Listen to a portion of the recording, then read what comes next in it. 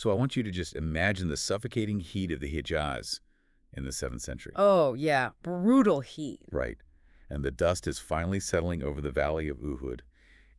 It's the aftermath of this devastating, totally chaotic military defeat. A really dark moment for them. Exactly. And the early Muslim community is walking among their fallen, and they find a man named Musab bin Numair. Yeah. And he was known, like before his conversion, for his wealth, his tailored clothes, his He perfume. had a very specific, very high standard of living, you know? Right. But here on the battlefield, he is dead. And the community is utterly impoverished. I mean, they have a single short piece of coarse cloth to bury him in. And if they pull it up to cover his head, well, his feet are exposed to the sun. Wow. And if they pull it down to cover his feet, his face is exposed. It is this moment of just absolute desperate vulnerability. And the prophet eventually instructs them to cover his head with the cloth and lay fragrant lemongrass over his exposed feet. You know, it really is one of the most searing images from early Islamic history. I mean, it's a moment of profound physical and material lack. And what we are doing in this deep dive is looking at how that specific desperate moment in the dirt of Uhud didn't just, become a sad story. Right, it became much more than that. Exactly. It was codified. It was woven directly into a massive, meticulously structured legal framework. Because today, for you listening, we're immersing ourselves in a stack of translated classical texts on Islamic jurisprudence. Specifically, the fiqh of funerals and martyrdom. Yeah. We are looking at how classical jurists took the raw, terrifying reality of human mortality and wrapped it in a legal system that extends far past the deathbed. I mean, this isn't just a manual on how to dig a hole. No, not at all. This is a staggering synthesis of supreme pragmatism, like the actual biology and physics of handling a corpse, and breathtaking spiritual symbolism. And you know, the contrast is really what makes this material so compelling. When you study contracts or property law, you are dealing with the preservation of the living social order. Sure, keeping society running. Right. But the jurisprudence of death operates on a completely different philosophical axis. It forces a community to confront the decaying biological reality of one of their own while simultaneously enforcing an unbroken spiritual covenant. It's intense. It is. The law doesn't stop when the heart stops. It simply changes its vocabulary. I mean, the rights of the individual transition into the obligations of the community. And we're going to trace that exact transition step by step. Yeah. We're going to start in the room where the final breath is drawn, move to the intense botanical science of the washing rituals, analyze the severe architectural restrictions of the grave itself, and then, at the very end, we are going to look at the ultimate legal inversion. The martyr. Yes. We're going to examine a specific category of people for whom every single one of these obsessive rules of purification is intentionally, fiercely violated to make a profound theological statement. But to grasp the magnitude of that exception, we have to start at the baseline, the deathbed. Right. So the text opens in the immediate twilight of life. The individual is still alive, but the agency is visibly slipping away. Yeah. And the community, you know, the family, the closest companions, they must step in and take physical control of the environment. And the first physical intervention the text mandates is positioning. Like the dying person is turned to face the Qibla, the direction of Mecca. The direction of prayer, yeah. And the text notes the Sunnah, the prophetic tradition, is to place them on their right side. But almost immediately, the jurists inject this profound dose of compassion into the rigidity of the law. How so? Well, they note that if the physical distress of dying makes lying on the right side agonizing, the community should just lay them flat on their back with their feet pointed toward Mecca. The text even mentions that in their specific lands, laying the person flat on their back had actually become the standard practice because, and I quote, "it is easier for the exit of the soul." That phrase, you know, easier for the exit of the soul, is a perfect encapsulation of how classical jurisprudence views the dying process. Probably. It is not merely a clinical cessation of biological function. It is a strenuous physical departure. The soul is conceptualized almost as a substance that must be extracted from the vessel of the body. Right, like it's a physical struggle. Exactly. The jurists are observing the heavy breathing, the physical struggle, the rattling of the chest, and they are modifying the prophetic ideal, the right side, to accommodate the biological distress. I mean, the law literally bends to ease the physics of dying. Okay, let's unpack this a bit more. Yeah. Because as the body is physically anchored toward the Qibla, there is a vocal anchoring happening simultaneously, right? Yes, the prompting. Yeah. The family is instructed to gently prompt the dying person to recite the Shahada, declaring there is no God but Allah. It's a tether to their core theological identity as the physical world fades. A spiritual anchor. But the moment that final breath is expelled, the moment death actually occurs, the atmosphere in the text shifts dramatically. Yeah. The spiritual prompting stops, and the brutal, mechanical reality of the body takes center stage. It's an instant transition. Yeah, the text mandates that immediately upon death, the jaw must be tied shut and the eyes must be closed. And this is a critical pivot. Up until that breath, they were a living person with agency. Right. But the second they pass, they become a corpse, subject to the laws of biology. The community's role instantly shifts from spiritual comforter to biological caretaker. Which is so hands-on. I mean, when you look at the mechanics of rigor mortis, the muscles in the face and the jaw are often the first to relax and then the first to stiffen. Exactly. If a person dies with their mouth agape and their eyes staring into the void, rigor mortis locks that expression in place. It transforms the face of a loved one into something almost unrecognizable, something really frightening. Which is exactly what the jurists are addressing here. The text explicitly states that tying the jaw and closing the eyes is done to improve the appearance of the deceased. It's about dignity. Right. It is an act of aesthetic mercy. The law recognizes that the living family must continue to interact with this body for several more hours. I mean, they have to wash it, they have to shroud it. Yeah, you don't want them traumatized. Exactly. If the visage is frozen in a rictus of death, it inflicts unnecessary psychological trauma on the community. By immediately closing the eyes and securing the jaw with a cloth tied over the head, the community is artificially preserving a look of peaceful repose before the chemical changes of death permanently alter the tissue. It's a striking contrast to how isolated we are from the biology of death today. Yeah. You know? For the listener, just think about the sheer intimacy of a son or a daughter having to physically push their parents' jaws shut and tie a knot at the top of their head to hold it there. You are literally closing the door on their physical existence with your own hands. It's profoundly intimate. It really is. Yeah. And that profound physical contact only intensifies as the text moves from the bed to the bier, because the preservation of the face was just triage. Now, the community must execute the most complex, foundational ritual of the entire transition, which is the ghusl. The ritual washing. And this is where the synthesis of physical hygiene and spiritual purity reaches its absolute apex.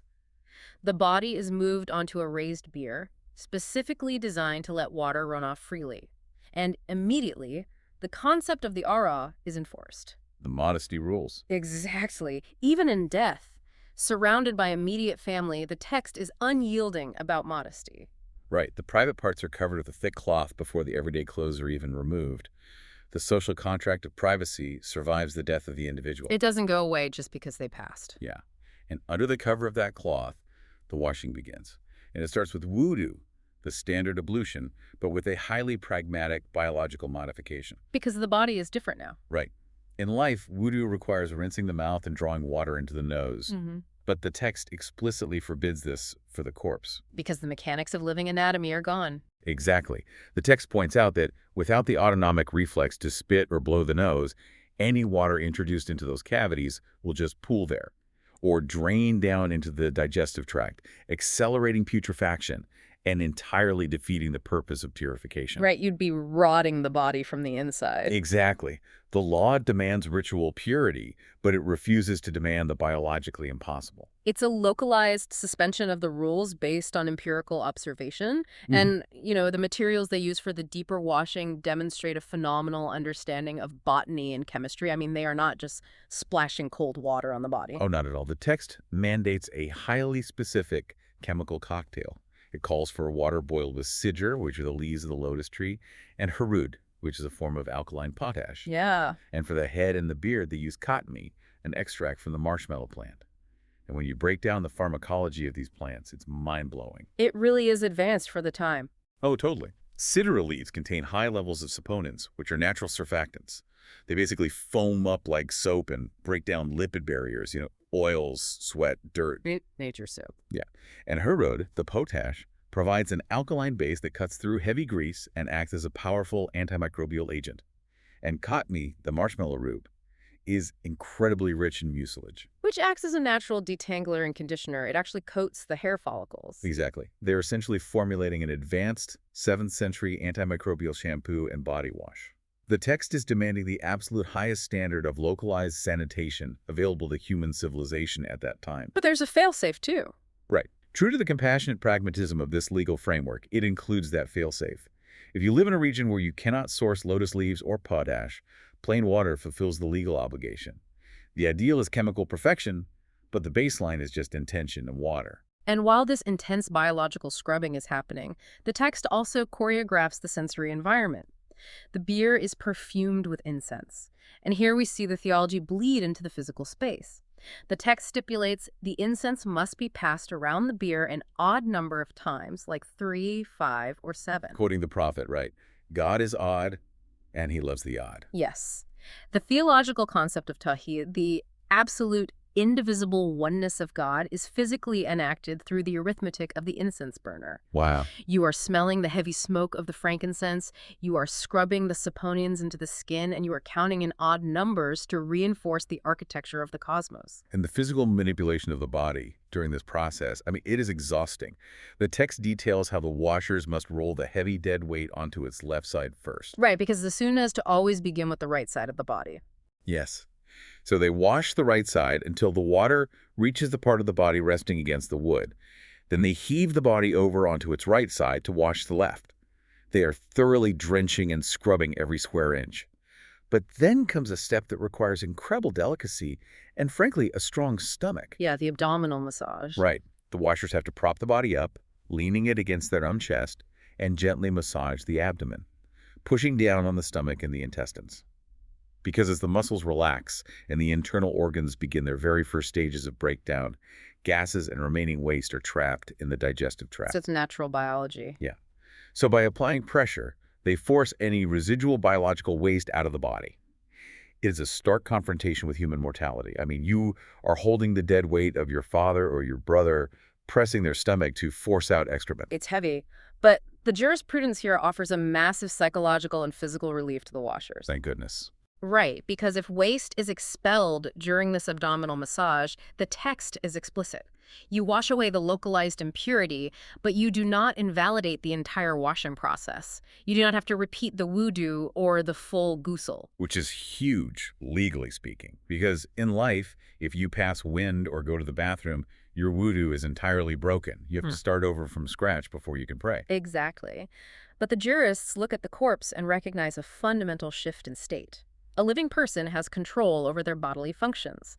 A corpse is a vessel that is actively decaying. Right, it's a completely different category. If the law demanded that the corpse maintain the airtight ritual purity of a living person, the washers would be trapped in an endless, neurotic, traumatizing cycle of rewashing the body every time a muscle twitched or gas escaped. Yeah, it'd be a nightmare. The law states that the obligation of the grand wash was fulfilled. The localized cleanup handles the biological reality without resetting the spiritual clock. Okay, so the body is washed, the abdomen is cleared, the skin is dried off with a towel so it doesn't soak the burial shrouds. And then they apply camphor. But they don't just rub it everywhere as a general deodorant. The text specifies applying camphor specifically to the points of prostration: the forehead, the nose, the palms of the hands, the knees, and the feet. The physical geography of submission. Yes. It is such a stunning piece of physical poetry. In the daily prayers, those specific bones and patches of skin are the ones pressed into the dirt in the posture of sujud, or prostration. The text says these parts are most deserving of increased honor. It's beautiful, really. The camphor, which is highly aromatic, cooling, and acts as a mild preservative, is used to highlight the physical legacy of the person's humility. You are literally embalming the memory of their prayers into their skin. It basically creates a map of devotion on the body. But wait, hold on. Here's where it gets really interesting, because the text introduces a rule that seems to aggressively contradict everything we just spent the last 20 minutes establishing. Oh, the grooming rule. Right. We have boiled botanicals, we have scrubbed the skin, we have applied camphor to honor the bones. The text is obsessive about cleanliness. But then the jurists drop this unbreakable mandate. The hair of the deceased must not be combed. Right. The beard must not be trimmed. The nails must not be clipped. The text even cites Aisha walking into a room, seeing people grooming a body, and demanding, "Why are you taking from your dead?" Yeah. If I'm preparing for a major event, I want my hair combed and nails trimmed. How is leaving a body with unkempt hair and jagged nails not a violation of the meticulous dignity we just established? Well, it definitely feels counterintuitive to a modern mindset, right? Totally. Where the funeral home spends hours styling the hair and painting the nails of the deceased so they look like they are just sleeping in their Sunday best.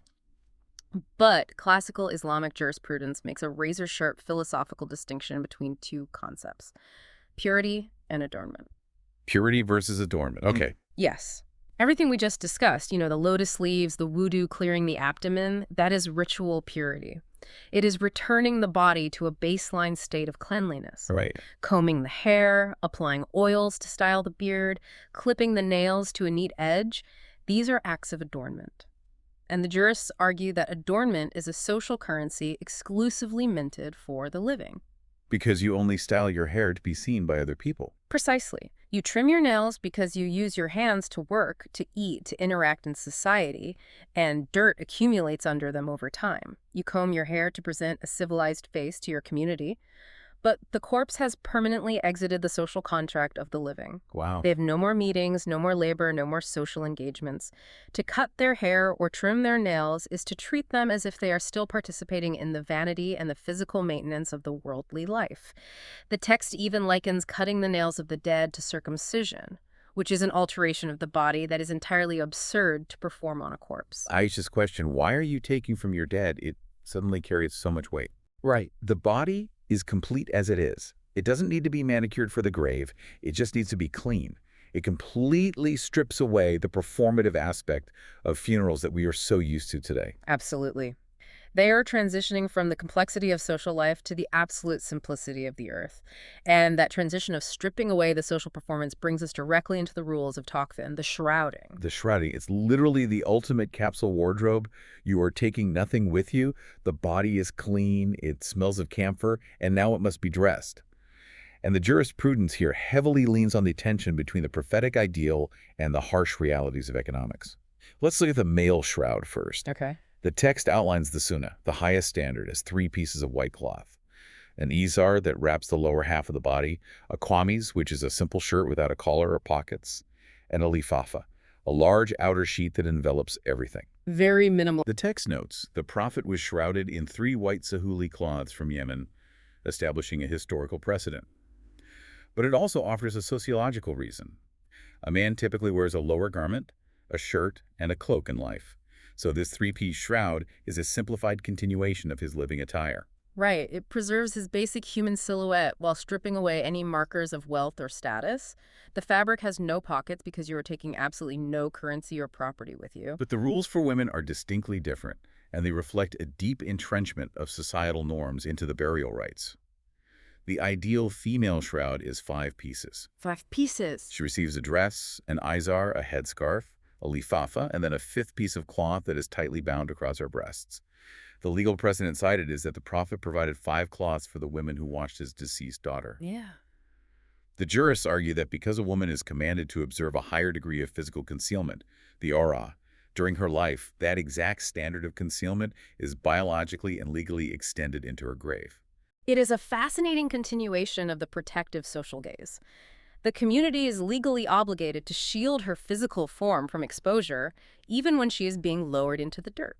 Right. The extra cloth bound over the chest ensures that as the body is moved, lifted, and manipulated, the contours of her form remain entirely obscured. The living community basically assumes the burden of her modesty. But this is where the text brings us back to that visceral scene at the Battle of Uhud from the intro. The 3 cloths for a man and 5 for a woman are the ideal. But what if you are poor? What if there's a famine or a war? The text establishes the shroud of sufficiency. For a man, 2 cloths are acceptable as a baseline. Right? But using a single cloth is considered legally disliked. It is frowned upon by the jurists, unless it is an absolute necessity. Right. And to define that necessity, the text invokes Musab bin Umair. Could you expand on that anecdote? Why does a legal text include this historical battlefield memory? Well, the invocation of Musab is the jurists injecting extreme empathy into a rigid legal code. They are stipulating that the dignity of the dead is never contingent upon their material wealth. Wow. If a community can only afford a single piece of cloth that leaves a man's feet exposed to the elements, the law does not view that burial as defective or sinful. You cover the feet with grass, and the law considers the ritual perfectly complete. It is a safeguard against the criminalization of poverty in death. It's the text balancing the ideal with the reality of human struggle. That is just beautiful. And the physical mechanics of wrapping the shroud are also heavily codified. The cloth is scented with incense an odd number of times, again mirroring the washing. The body is placed on the fabric, and the left side of the lifafa is folded over the body first, then the right side is pulled over, overlapping the left. Which is exactly how one overlaps a physical garment, like a coat in life. The right side rests on top. The ends are gathered at the head and the feet, and tied shut with strips of cloth, securing the body inside this tight white cocoon. At this exact moment, the private, intimate phase of the death ritual ends. The family steps back, the body is sealed, and the text shifts its focus from the private room to the public square. It's time for the Salat al-Janaza, the funeral prayer. We move from hygiene and textiles to sociology and hierarchy. The body is carried out to the community, and instantly, a potential crisis of authority emerges. Right, because death creates a massive power vacuum, especially in the emotional chaos of grief. Yep. Who gets to stand at the head of the bier? Who gets the honor of leading the community in this final intercession? It could be a mess. Oh, totally. If you leave it up to the grieving family, you might have brothers arguing, uncles pulling rank, or tribal leaders demanding the spotlight. The jurisprudence anticipates this chaos and imposes an ironclad, unyielding hierarchy to maintain absolute social order. It is a brutal but necessary chain of command. The text states unequivocally, if the Sultan or the supreme political authority is present, he leads the prayer. The biological family is immediately superseded by the state. The text's reasoning is stark, because to advance ahead of him is to show contempt for him. It is a matter of political stability. If the Sultan isn't there, the right falls to the judge, the supreme legal authority. If the judge is absent, the right falls to the imam of the local neighborhood mosque, because the deceased willingly prayed behind him in life. Only after the state, the law, and the local religious authority are exhausted does the right to lead the prayer finally fall to the biological guardian, the male relative. Following the exact same legal hierarchy used to determine guardianship in marriage contracts. To a modern sensibility, prioritizing a politician or a judge over a grieving son seems incredibly cold. Very cold. But in the context of classical Islamic society, the funeral prayer is not a private memorial service. It is a public communal obligation, a fard kifaya. The whole community is legally responsible for ensuring this person is prayed over. By establishing this rigid hierarchy, the law eliminates any possibility of a power struggle over the corpse. It forces the community to align itself in a perfect, unquestionable order, allowing the prayer to proceed without the friction of human ego. And once that prayer happens, it is final. The text introduces the no-repeat rule. If the rightful person, whether the Sultan or the guardian, leads the prayer, the legal obligation is completely discharged. Done. Yeah, no other group can come along an hour later and say, hey, we missed it, let's pray over the body again. The text notes this is exactly why the endless cycles of people praying over the prophet's grave eventually had to cease. It prevents the mourning process from becoming a perpetual, paralyzed state. The law essentially decrees that the intercession has been made. The debt is paid. Now the community must move the body to the earth. And the mechanics of the prayer itself are completely alien compared to the standard 5 daily prayers. There is no bowing, no ruku, there's no prostrating, no sujud. You are standing for a dead body, and the physical architecture of the prayer ensures you never bow in the direction of a human corpse. All worship remains strictly vertical. It is a highly compressed, rapid-fire intercession. 4 takbirs. You raise your hands and say Allahu Akbar 4 times. After the first, you praise God. After the second, you send blessings upon the prophet. After the third, you invoke a specific prayer for the deceased and the community. After the fourth, you turn your head and say the salam, concluding the ritual. The text even mentions a historical quirk. A 5th takbir used to be practiced by some early companions, but the jurists consider it abrogated by the prophet's final standardized practice before his death. And notice where the imam stands to deliver these 4 takbirs. The text mandates that the imam must stand directly facing the chest of the deceased, regardless of whether it is a man or a woman. The anatomical targeting here is just beautiful. The text explains that the imam aims at the chest because the chest houses the heart, and the heart is the seat of the light of faith. Yeah. The leader of the community is physically aligning his body with the spiritual epicenter of the deceased. He is using their internal faith as the fulcrum for his outward prayer. But the jurisprudence of the prayer isn't just about the standard adult believer. The text is forced to grapple with the agonizing edge cases of human existence. When does a human being qualify for this highly structured communal intercession? Right, and this is where we get into the deeply complex legal definition of life and personhood. Let's look at the ruling on the stillborn infant. The text outlines a strict binary based on empirical evidence. It used the Arabic term ilal, which refers to a sound, a cry, a sneeze, or any undeniable auditory or visual proof of life outside the womb. A physical sign. Exactly. If a baby is born and makes a sound, even a single gasp, it establishes independent legal personhood. That child is given a name, they are washed with lotus water, they are wrapped in the shrouds, and the community stands and performs the 4 takbirs over them. The sound triggers the full cascade of human rights in death. But if there is no ilal, if the child is delivered stillborn without a single breath or sound, the text states they are washed, wrapped in a simple cloth out of baseline respect for human tissue, the children of Adam. But there is absolutely no funeral prayer performed. So what does this all mean for the listener? The legal threshold for life in this text is just a single cry, a single sound. It is a brutal legal threshold, but classical law cannot operate on emotion. It requires observable proof. Without that single cry, the fetus is not legally recognized as having lived an independent life in this world. Right. And therefore, the prayer, which is an intercession for a life lived, cannot be mechanically applied. It is mathematically impossible within their legal framework to intercede for a ledger that was never opened. Wow. And even when they do pray over an infant who lived and died, the content of the prayer completely shifts. You don't ask God to forgive the infant's sins because biologically and theologically they haven't lived long enough to commit any. Right. Instead, the prayer weaponizes the child's innocence on behalf of the grieving parents. The community prays that God makes the child a forerunner, a treasure, and an intercessor for the mother and father on the day of judgment. The lost child is legally and spiritually transformed into an asset for the parent's ultimate salvation. It is a profound mechanism for coping with catastrophic grief. But there is another edge case that deals not with the beginning of life, but with the boundaries of the faith covenant. The non-Muslim relative. The text brings up the towering historical figure of Ali, the Prophet's cousin, whose father, Abu Talib, protected the early Muslims but never formally accepted the faith himself. The jurisprudence here is exceptionally harsh to modern ears. Yes, it is. If a Muslim's non-Muslim father dies, the text says the Muslim son must fulfill the baseline biological duty. He cannot leave the corpse to rot.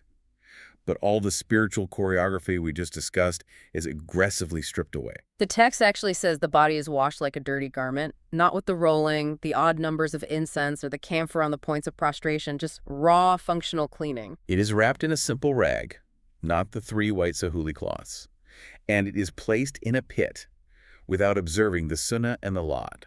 It is literally disposed of. What we are seeing here is the law maintaining absolute, impermeable boundaries around the religious community. The intricate rituals of honor are the exclusive currency of the covenant. Exactly. The law forces the son to fulfill his biological duty to his father's flesh, but strictly forbids him from extending the spiritual honors of his faith to someone who rejected it.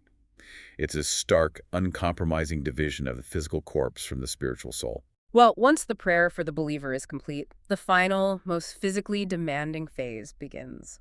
The community must transport the heavy shrouded body to the earth and execute the burial. This brings us to the logistics of the final journey. The text dictates the physical architecture of carrying the bier. 4 men are required, each shouldering one of the 4 corners, and there's a specific rotating choreography to it. Yeah. You start by placing the front right pole on your right shoulder.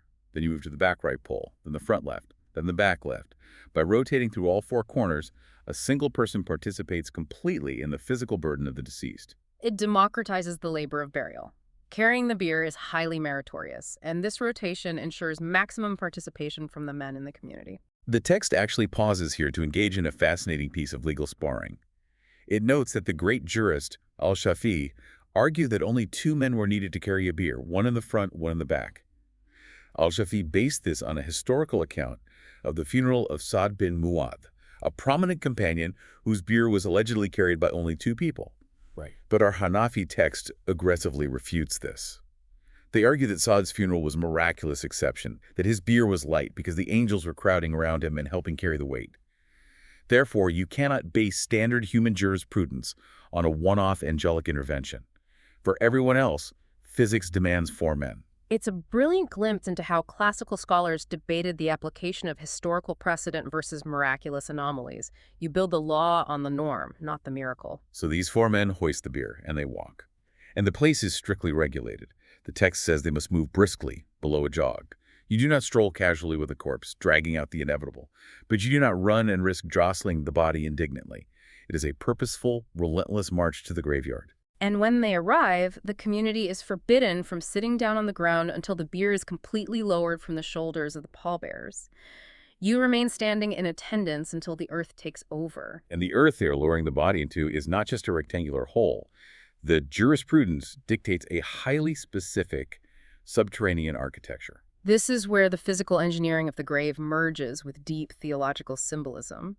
The text demands a lad. A lad, yeah. This is a grave where a deep vertical shaft is dug, and then at the very bottom, a horizontal niche is hollowed out into the sidewall facing Mecca. The text explicitly rejects a shack, which is a simple, straight trench where the body is just dropped straight down. Because the lad creates a natural earthen roof over the body before the dirt is even filled in. Precisely. The pallbearers stand in the main shaft and receive the body, sliding it horizontally into this side niche from the direction of the Qibla. As the body is placed on its right side facing Mecca, the knots of the shroud, which were tied tightly to keep it secure during the march, are finally undone. The physical restrictions of the worldly journey are released. Right. The person lowering the body recites the final invocation. In the name of Allah and on the religion of the Messenger of Allah. There is also a distinct continuation of the gendered privacy rules we saw in the shrouding. Yes. As a woman's body is lowered and maneuvered into the niche, the text mandates that a large cloth must be held up over the grave by the men standing above, creating a canopy. Her body is shielded from the gaze of the crowd even as it goes into the dirt. A man's grave, however, is left open to the sky as he is lowered. Yeah. The jurists argue that because a woman's life was governed by layers of concealment, her entry into the earth must reflect that same impenetrable privacy. But the most profound architectural ruling happens right after the body is in the niche. The niche must be sealed off from the main shaft before the dirt is thrown in, and the materials used to build the subterranean wall are heavily regulated. This completely stopped me in my tracks. Wait, the text mandates that the niche must be sealed with laban, which are raw, unbaked mud bricks, or with bundles of reeds, and then it issues a severe prohibition. The use of a jar, fired, baked bricks, or wooden planks is strongly disliked. Right. Let's really unpack this, because if I'm building a house, I want baked bricks for permanence. If I'm burying someone I love and I have the resources, I want to build them a vault. I want thick timber. I want structural integrity to protect the body from the crushing weight of the earth.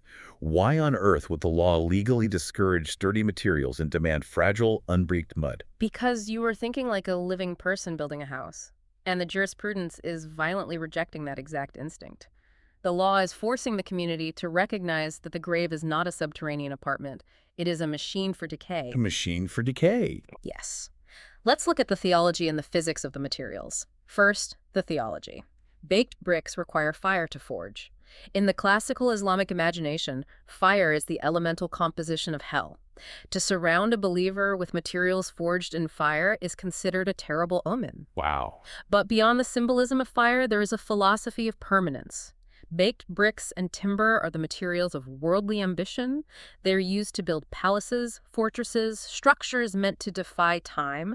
The jurists are stating that the arrogance of human permanence has absolutely no jurisdiction in the grave. That is wild. Unbaked mud bricks, Laban, are nothing but dirt and water dried in the sun. When you stack them in the grave and bury them, they will inevitably absorb the moisture of the earth, lose their structural integrity, and dissolve seamlessly back into the soil. That makes so much sense. They are anti-monumental. They perfectly mirror the biological destiny of the corpse itself, which is also returning to dust.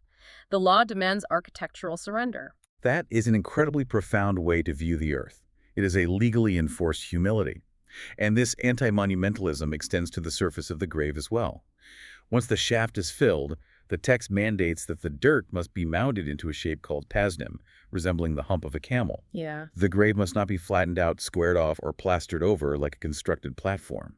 It must look like a natural disruption of the earth, not a piece of human real estate. So we have spent the last 50 minutes outlining an airtight, obsessive system of purification and order, boiling botanicals, scrubbing away impurities, sealing the body in pristine white cotton, aligning it mathematically with Mecca, building a dissolving wall of mud. It's a flawless algorithm for human dignity. But there's a glitch in the matrix, or rather a deliberate, highly engineered exception to every single rule we just learned. And this is the climax of the text's legal logic.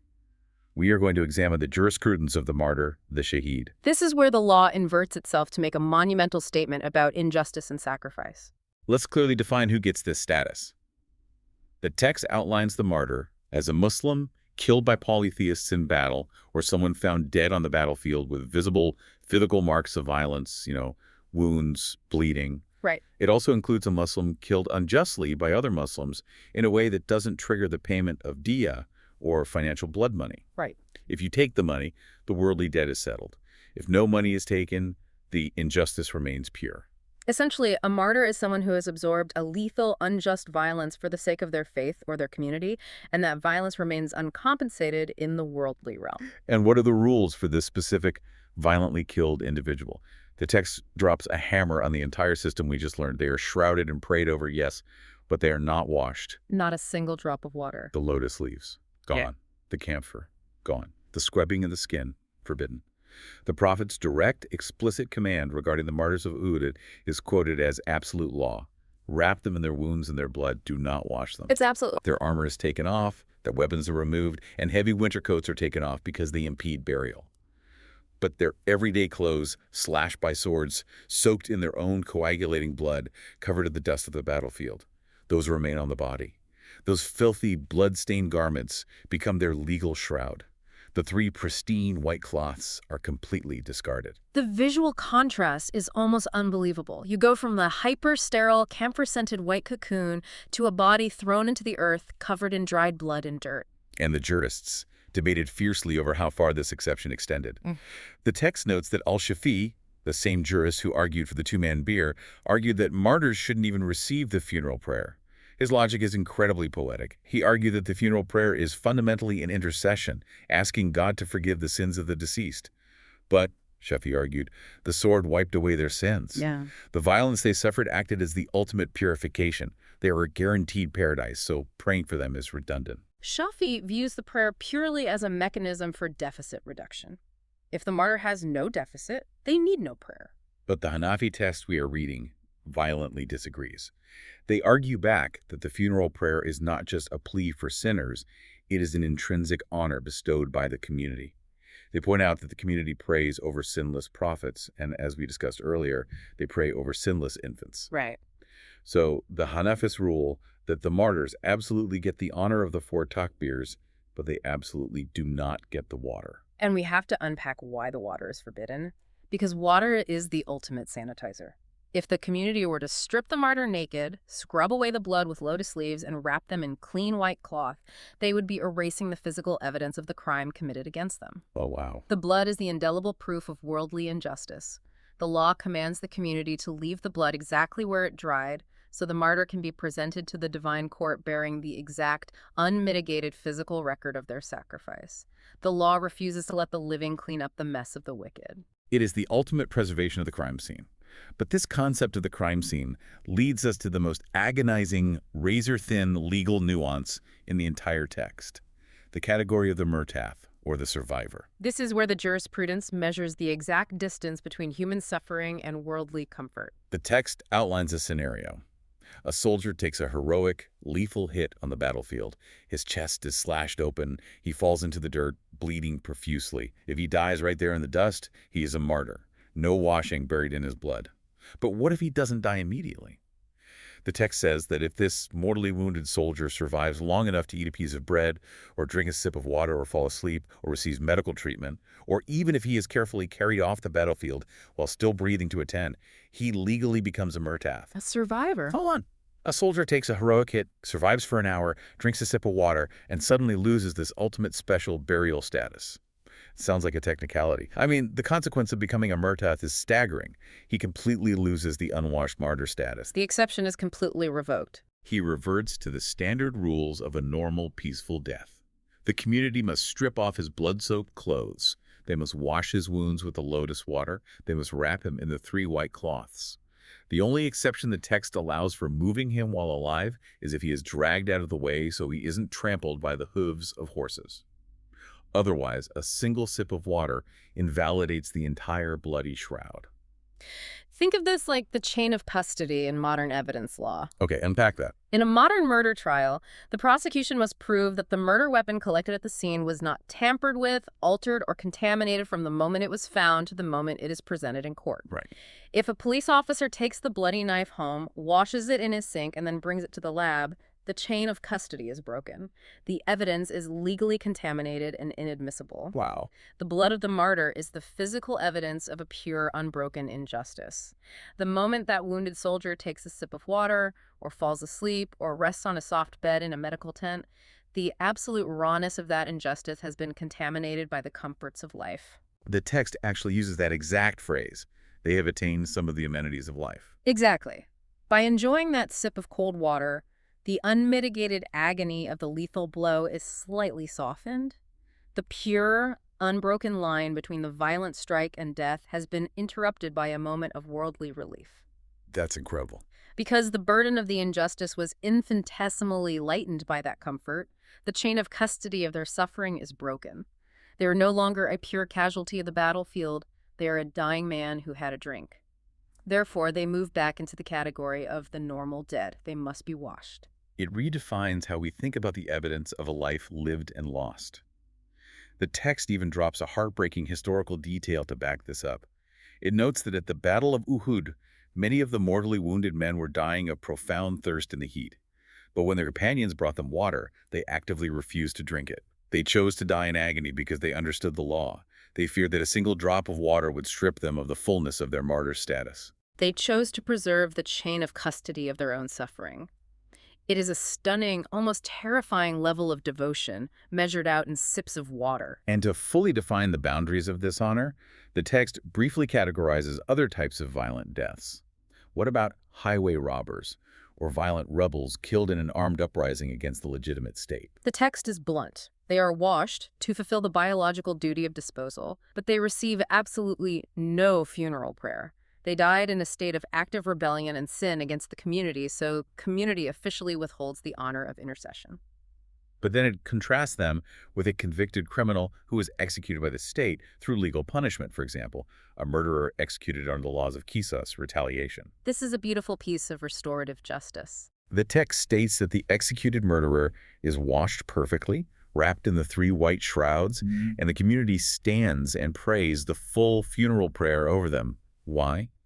Because by submitting to the execution, they paid their worldly debt with their own blood. The ledger is balanced, the punishment wiped the slate clean, and therefore in death they are restored as a full, honored, equal member of the community. It is a breathtakingly complete system. It maps every possible moral state of a human being, the pure infant, the rebellious highwayman, the repentant murderer, the unwashed martyr, directly onto the physical treatment of their corpse. Which brings us to the end of our journey through the Fiqh of Funerals. And what an incredible, overwhelming architecture of human transition it is. We've seen how this classical manual uses severe, grounded pragmatism, accommodating the poverty of a single shroud, formulating botanical supponents to break down grease, acknowledging the inevitability of bodily fluids, right alongside hyperspecific spiritual poetry. Odd numbers for the oneness of God, aligning the chest with Mecca, anointing the knees that bent in prayer. It is a brilliant, cohesive system designed to guide a human being out of this world while preventing the living community from collapsing into chaos. It forces us to realize that jurisprudence isn't just about rules, it's about values. How a society handles its dead is the purest reflection of what that society demands of the living. And that leads me to a final thought for you to mull over as we conclude this deep dive. In our modern industrialized world, we spend an astronomical amount of time, energy, and money trying to violently sanitize death. We pump human veins full of formaldehyde to make the departed look like they are just taking a pleasant nap. We buy hermetically sealed, waterproof steel caskets and drop them into reinforced concrete vaults because we want to fight a war against the earth. We want permanence. Yeah. But the classical text we explored today suggests the exact opposite philosophy. It suggests that true dignity does not lie in preserving the illusion of life. True dignity lies in the absolute surrender to natural decay, in the simple, unbaked mud brick that dissolves in the rain. And in the harrowing case of the martyr, it suggests that true honor lies in actively refusing to wash away the harsh, bloody truth of reality. It makes you wonder, by trying so desperately to erase the physical, decaying reality of death from our modern lives, what deeper, more profound meanings are we accidentally washing down the drain? A question that resonates long after the grave is closed. Thank you for joining us as we explored these sources. Until next time.